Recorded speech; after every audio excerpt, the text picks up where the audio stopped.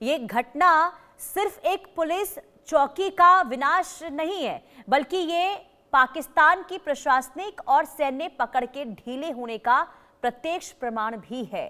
Bloch विद्रोहियों का मनोबल इस कदर बढ़ा हुआ है कि वो खुलेआम सड़कों पर गश्त लगा रहे हैं। स्थानीय लोगों का बलोच लड़ाकों के साथ जुड़ना ये दर्शाता है कि अब बलूचिस्तान की जनता पाकिस्तान के दमनकारी शासन से पूरी तरीके से मुक्ति चाहती है। बलोच नेताओं का ये दावा है कि पाकिस्तान की गैर कानूनी मौजूदगी अब अपने अंत की ओर बढ़ रही है और 11 अगस्त को बलोच विद्रोहियों द्वारा आजादी के आधिकारिक ऐलान के बाद से ही पूरे क्षेत्र में बगावत की आग भड़क उठी है। हालांकि अंतर्राष्ट्रीय स्तर पर अभी इसे आधिकारिक मान्यता नहीं मिली है, लेकिन जमीन पर जिस तरह से पाकिस्तानी सेना बेबस नजर आ रही है, उसने पाकिस्तान के अस्तित्व पर गंभीर सवाल खड़े कर दिए हैं। सेना प्रमुख मुनीर के लिए अब अपने देश के टुकड़े होने से रोकना एक बड़ी चुनौती बन गया है और अगर ये विद्रोह इसी गति से आगे बढ़ता रहा तो आने वाले कुछ महीनों में पाकिस्तान को न केवल बलूचिस्तान से अपना प्रशासनिक नियंत्रण खोना पड़ेगा, बल्कि एक नए राष्ट्र के उदय की राह भी स्पष्ट होती हुई यहां पर दिखाई दे रही है। अब देखिए, प्रशस्त होती हुई दिखाई दे रही है, माफी चाहूंगी। और इधर बलूचिस्तान की आजादी की मांग अब सिर्फ एक नारा नहीं है, बल्कि एक हकीकत बनती हुई दिखाई दे रही है, जिसके सामने पाकिस्तानी सेना की ताकत बौनी साबित हो रही है। यानी कि बीएलए का जो विद्रोह इस वक्त देखने को मिल रहा है, बीएलए का जो कहर यहां पर देखने को मिल रहा है, ये नींद उड़ाने के लिए काफी है पाकिस्तानी सेना के लिए। और हालात इस कदर पाकिस्तानी सैनिकों के लिए बलूचिस्तान में देखने को मिल रहे हैं कि पाकिस्तानी सैनिक वहां से भागते हुए दिखाई दे रहे हैं। यानी कि पूरा का पूरा नियंत्रण, पूरा का पूरा कंट्रोल बीएलए का इस वक्त बलूचिस्तान में देखने को मिल रहा है। हमारे साथ lieutenant colonel JS Sodhi defence expert के तौर पर जुड़ चुके हैं। बहुत स्वागत है सर आपका इंडिया न्यूज पर। सर, बलूचिस्तान में बीएलए का विद्रोह अब उग्र हो गया है, क्योंकि अब देखिए जहां पर हमला हुआ है पुलिस स्टेशन पर, कई पुलिस कर्मियों को अगवा कर लिया गया है, हथियारों पर कब्जा कर लिया गया है। ये तो सीधे तौर पर ही बताने के लिए काफी है कि बीएलए की बहुत बड़ी जीत और पाकिस्तानी सैनिकों की हार हुई है। जय हिंद पुनीता जी। जय हिंद। ये मेरा सौभाग्य कि मैं आपके न्यूज चैनल पे हूं। इसमें कोई शक नहीं है कि बीएलए ने जमीन पे इतनी बड़ी विजय प्राप्त की है, एक के बाद एक जो वो कार्रवाई कर रहे हैं। हमें याद होगा पिछले साल कैसे पूरी की पूरी एक ट्रेन को उन्होंने अगवा कर लिया था। 48 घंटे के लिए उन्होंने ट्रेन को अपने कब्जे में रखा था, जाफर एक्सप्रेस को। और उसके बाद भी कितने उन्हें जो उन्होंने किए हैं वहां पे उन्हें इतनी सफलता मिली है, क्योंकि बीएलए जो है ये बहुत ही प्रोफेशनली ऑर्गेनाइज्ड एक ऑर्गेनाइजेशन है। और इतना शायद ऑर्गेनाइज जो बीएलए है वो पाकिस्तानी सेना भी नहीं है। और इसका एक मैं इंपॉर्टेंट बिंदु देना चाहूंगा दर्शकों को। देखिए, जब भी कोई संगठन अपनी कार्रवाई करता है चाहे जमीन पे, उसकी जो रियल रिफ्लेक्शन दिखती है जमीन के कार्रवाई से तो दिखती है, लेकिन जिस तरह से उसकी प्रेस रिलीजेस होती हैं, अगर हम पाकिस्तानी सेना और बीएलए की प्रेस रिलीजेस को कंपेयर करें, बीएलए की प्रेस रिलीजेस पाकिस्तानी सेना की प्रेस रिलीज से 100 गुना अच्छी हैं, क्योंकि वहां पे पढ़े लिखे अक्लमंद लोग बीएलए की प्रेस रिलीज बना रहे हैं। और जब पढ़े लिखे अक्लमंद लोग किसी मुहिम में आ जाएं तो वो मुहिम का सफल होना निश्चित होता है, सिर्फ थोड़े समय की बात होती है। इस वक्त पाकिस्तानी सेना पे जिस तरह से कहर पे कहर बीएलए बरसा रहा है, वो दिन दूर नहीं है पुनीता जी, जब आप ही के टीवी चैनल पे, आप ही के शो में हम बीएलए की आजादी को डिस्कस कर रहे होंगे, क्योंकि जो भी वहां बलूचिस्तान में हो रहा है उसके लिए सिर्फ जिम्मेवार दो संगठन है, पाकिस्तानी हुकूमत और पाकिस्तानी सेना, क्योंकि उनकी नियत और नीतियां बलोचियों के लिए गलत रही हैं कि आज इस मुहिम पे आके खड़ा हो गया बलूचिस्तान। कभी भी वो पाकिस्तान से ऑफिशियली आजादी डिक्लेयर कर सकता है। और देखिए ना सर, क्योंकि पिशीन जिले में जो ये हमला हुआ है पुलिस स्टेशन पर, यहाँ पर ये हमला हुआ, विस्फोट के जरिए उड़ा दिया गया, हालात बहुत ज्यादा वहां पर खराब है। इसके अलावा जो खनिज वाहन है उसे भी रोका गया है, इंफ्रास्ट्रक्चर को भी बीएलए के द्वारा निशाना बनाया जा रहा है। तो ये जो रणनीति इस वक्त बीएलए की देखने को मिल रही है, इससे क्या समझ आ रहा है? इंफ्रास्ट्रक्चर पर हमला करना और खास करके जो महत्वपूर्ण मार्ग है उसे बाधित कर देना, आगे क्या आप समझ पा रहे हैं? क्या इसी तरीके से पूरी तरीके से नियंत्रण बीएलए जो है वो पाता हुआ दिखाई दे रहा है बलूचिस्तान के ऊपर? देखिए पुनीता जी, बीएलए की जो रणनीति है बड़ी साधारण है, और साधारण इसलिए मैं कह रहा हूं कि उन्होंने आइडेंटिफाई कर लिया है कि जो भी लाइफलाइंस हैं बलूचिस्तान सूबे में, चाहे रोड्स हो, रेल नेटवर्क्स हो, इंपॉर्टेंट बिल्डिंग्स हो, इंफ्रास्ट्रक्चर हो, उन पे अगर वो हमला करेंगे तो पाकिस्तानी का जो पूरा सिस्टम है वो आस्ता आस्ता ध्वस्त होना शुरू हो जाएगा। क्योंकि अगर लोग सड़क नहीं इस्तेमाल कर पाएंगे तो लोगों के अंदर आक्रोश बढ़ेगा, पाकिस्तानी हुकूमत और सेना के लिए दिक्कतें होंगी, और उसी में बीएलए को बड़ी जीत हासिल होगी। तो बीएलए ने अपने जो टारगेट्स हैं बहुत पुख्ता रूप से उन्होंने आइडेंटिफाई किए हैं, उन पे वो हमले कर रहे हैं। और क्योंकि जैसे मैंने कहा, इसकी सारे अगर जिम्मेवारी है तो पाकिस्तानी हुकूमत और सेना की। एक मैं आंकड़ा देना चाहूंगा दर्शकों जी। को। बलूचिस्तान सूबा जो है वो पाकिस्तान का सबसे बड़ा सूबा है। वहां पे तकरीबन 55% जो लोग रहते हैं वो बलूची लोग हैं, लेकिन पाकिस्तानी सेना में बलोची जो हैं सिर्फ 0.03% है।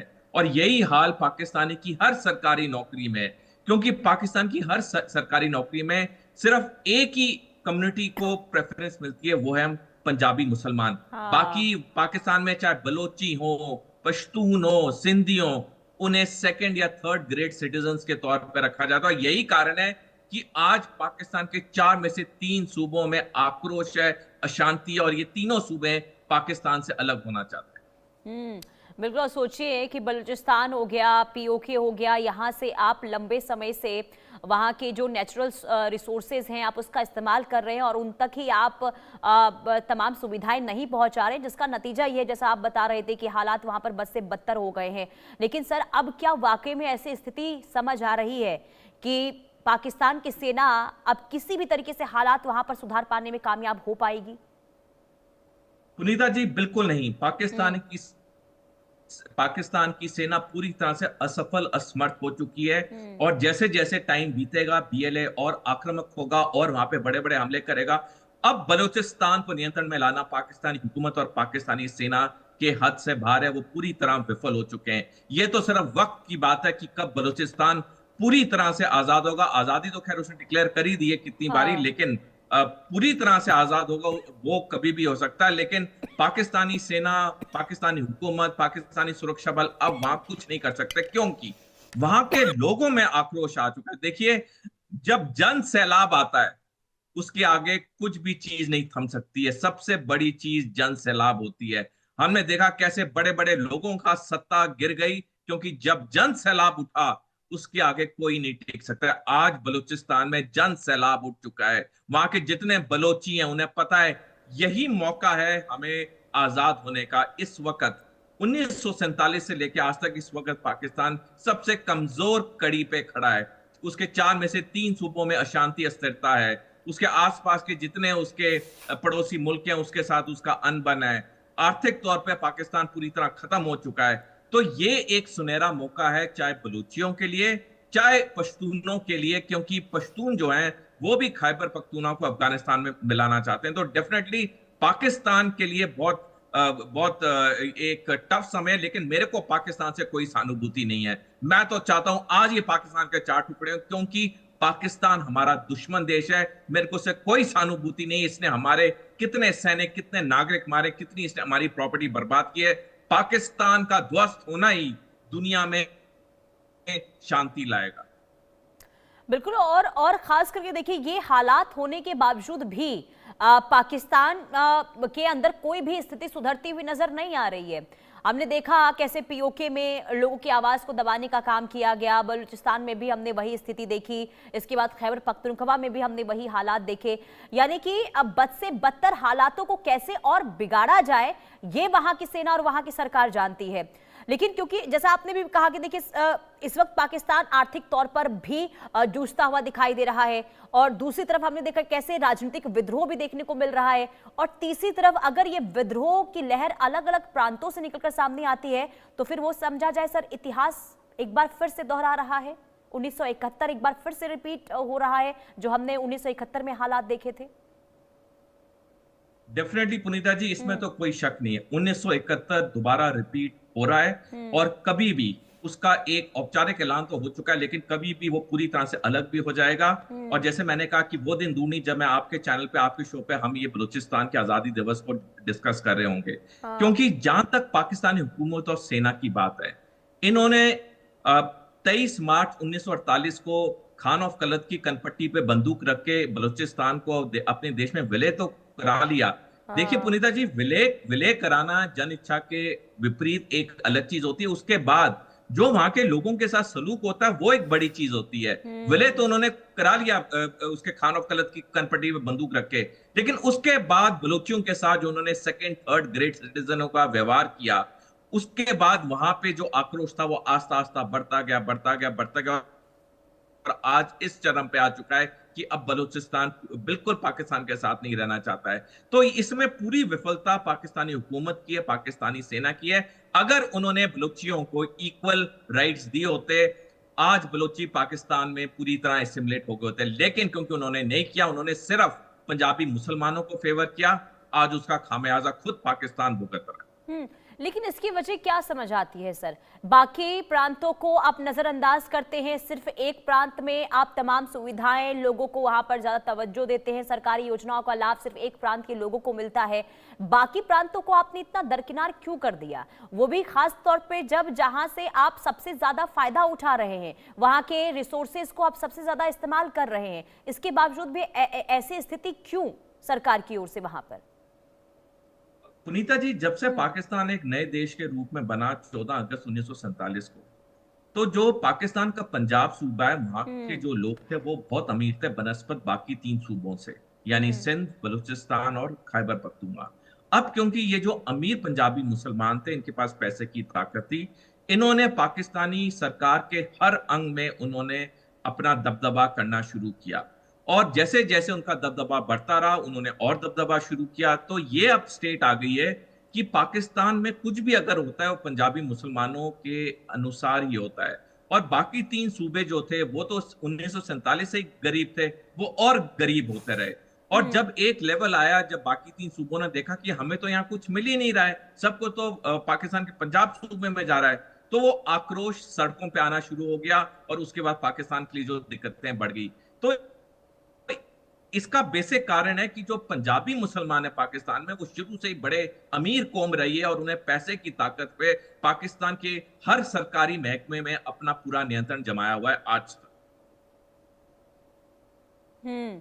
बिल्कुल। और यही तो वजह है कि लोगों के अंदर अब इससे नाराजगी निकलकर सामने आ रही है। लेकिन अब उससे भी ज्यादा हैरान कर देने वाली बात ये रही कि लोगों ने जब जब अपनी आवाज बुलंद की, तब तक आपने उन आवाज को कुचलने का काम किया, आपने उनकी तरफ नजर उठाकर नहीं देखा।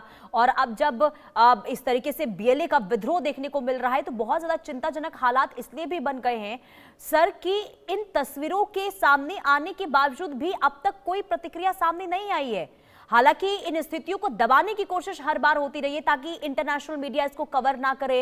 अपने घर के अंदर जो हालात बने हुए हैं, अब इससे ध्यान भटकाने को लेकर भारत के साथ किस तरीके से उकसावे को लेकर कार्रवाई करता रहा है, ये हम लगातार देख रहे हैं। यानी कि अपनी नीयत से कभी पलटेगा नहीं पाकिस्तान।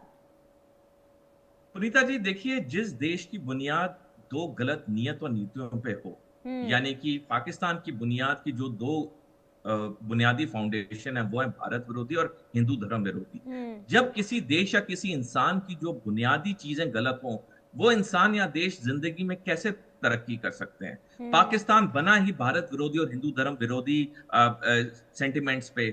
उसके बाद वो बन गया, अगर पाकिस्तान अपने पे फोकस करता, आज कहां का कहां पहुंच जाता। मैं दर्शकों को एक और आंकड़ा देना चाहूंगा। 1950 में जब 3 साल हुए थे भारत को आजाद हुए, पाकिस्तान को एक नए देश के रूप में बने, 1950 में पाकिस्तान की अर्थव्यवस्था भारत की अर्थव्यवस्था से अच्छी थी। पाकिस्तान की पर कैपिटा जीडीपी 83.3 अमेरिकी डॉलर थी और भारत की थोड़ी कम 82.2 अमेरिकी डॉलर थी। लेकिन ऐसा क्या हुआ कि 1950 से आज 2026 में भारत दुनिया की बड़ी इकोनॉमीज में से एक है और पाकिस्तान पूरी तरह कंगाल हो चुका है। इसका कारण एक ही है, गलत नियत और गलत नीतियां।